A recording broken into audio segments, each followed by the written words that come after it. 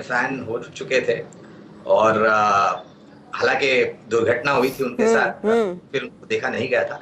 लेकिन Lewis Hamilton and Mercedes McLaren, McLaren Mercedes आज के तारीख में, और पिछले साल का जो फाइनल था वो काफी रोमांचक था। तो मुझे लग रहा है कि इस सीजन में वो बहुत ही आक्रामक रूप लेकर के आएंगे लुइस हैमिल्टन। इनफैक्ट उसी पर नजरें हैं। आई डोंट नो अगर आपने वो ओटीटी प्लेटफॉर्म पर वो F1 वाली सीरीज देखी, वो काफी इन डेप्थ बताती है कि एक्चुअली पीछे होता क्या है, किस तरह से लोग प्रिपेयर करते हैं और कितना एक्शन देखने को मिलता है। वीरू, आपका भी कोई फेवरेट ड्राइवर है F1 में?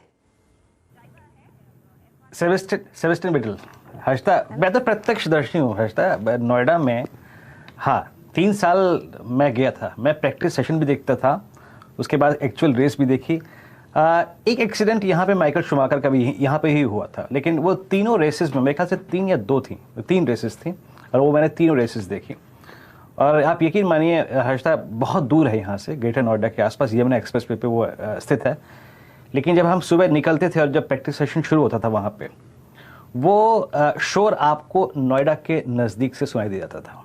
ऊपर हेलीकॉप्टर रोटेट होता था, फिल्मिंग होती थी, गजब माहौल था, वो गजब माहौल था। तो मैं तो उसका प्रत्यक्षदर्शी हूँ, लेकिन अब वो काफ़ी साल से नहीं होती तो हम उसको मिस करते हैं। लेकिन वाकई उसको देखना अपने आप में एक हर्षदा पर्व है, उसको देखना, अब यकीन मानिए। आई कंप्लीटली अंडरस्टैंड वीरू, क्योंकि कॉलेज के ज़माने से ये एक स्पोर्ट था जो काफ़ी लोग ट्रैक करते आए हैं, और आजकल कितने नाम, कितने चेहरे बदल गए, लेकिन स्पोर्ट में जो एड्रेनलिन रश मिलता है अपनी टीम को बैक करने का, जो शोर शराबा होता है लोगों के साथ देखने का, उसका मजा ही कुछ और है।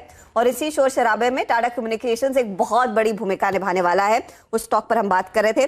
देखिए, आखिरी 5-6 मिनट बचे हैं, तो एक बार इंडेक्स पर नजर डाल लेते हैं। वीरू आपको बताएंगे स्थिति क्या उभर कर आ रही है। 16,973 पर वीरू निफ्टी और निफ्टी बैंक 35,700 पर एकदम टिका हुआ है, स्टेडी है। बिल्कुल। देखिए हर्षदा, जहाँ तक स्टैट्स का सवाल है, शायद it's all about taking risk. देखिए, ग्लोबल इवेंट है, लेकिन मैंने जो वो 17,100 की कॉल ली, वो स्टैट्स को देखते हुए ली है। देखिए, अभी इस वक्त कॉल राइटर्स और पुट राइटर्स को छोड़ दीजिए, जो स्टॉक फ्यूचर्स का बिहेवियर है उसके आधार पर अगर मैं देखूँ तो मेरे ख्याल से 2 में से 1 इंडेक्स पे कॉल लेके जाइए, बाकी जो मॉर्निंग में होगा देखा जाएगा। We are closing at day high 310 point ऊपर। हम कल की कैंडल के ऊपर बहुत डिसाइसिवली ट्रेड कर रहे हैं, और याद रखिएगा, एक बहुत ही सुरक्षित डिस्टेंस निफ्टी ने अपने 200 डे एक्सपोनेंशियल मूविंग एवरेज से तय कर लिया है। 17,100 की कॉल लेने का लॉजिक ये है कि निफ्टी का लास्ट ड्यू एवरेज आता है 17,137 पे, याद रखिएगा, और वो आता है 100 डे एक्सपोनेंशियल मूविंग एवरेज। जरा प्लीज़ आप डाउ फ्यूचर्स को लेके आइए। हालांकि शुरुआत में हर्षन ने आपको बताया था, और रेस्ट ऑफ अगर आप कहीं ना कहीं यूरोप को देखें तो आपको ऐसी कोई, अगर आप देखें, बहुत ख़राब फीलिंग नहीं आएगी।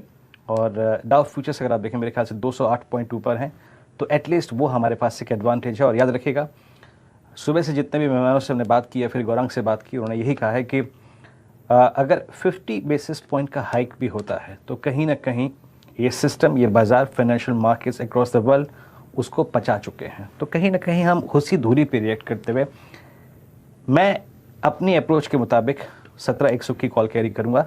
2 में से 1 इंडेक्स पे अपना व्यू बनाइए और 1 को लेके जाइए। ज़रूरी नहीं कि दोनों पे तेजी लेके जाइए।